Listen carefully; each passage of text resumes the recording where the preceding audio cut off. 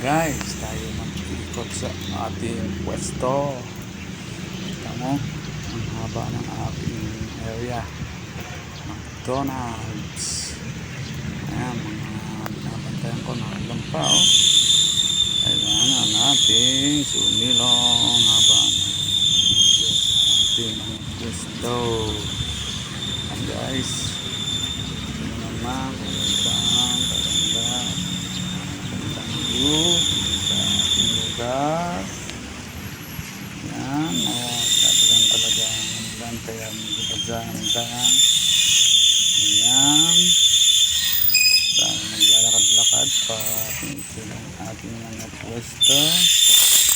Ayan guys, oh. Yan din pa rin yan sa ating ikutan sa basar. Ikutan ng basar.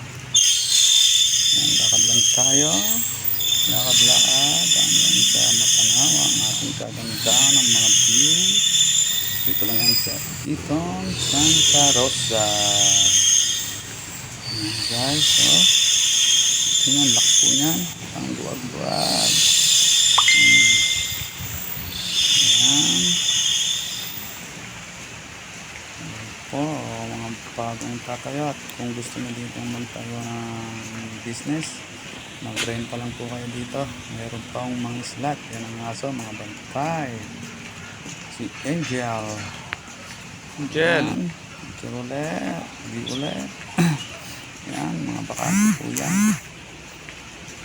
Pwede ko kayo mag-inquire dito sa Iton Santa Rosa. Gusto nyo magtayo ng business, dito lang po sa admin ng ating Iton Santa Rosa. Yan po, paikutan po ng ating block 123 ang tawag dyan sa lugar na yan. Ayan guys, oh, ang haba niyan paglikod, sakop po niya. Kaya ano pa hinintay nyo, mag-inquire na po kayo. Maraming salamat po.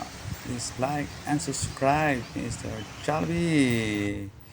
Ayan guys, maraming salamat.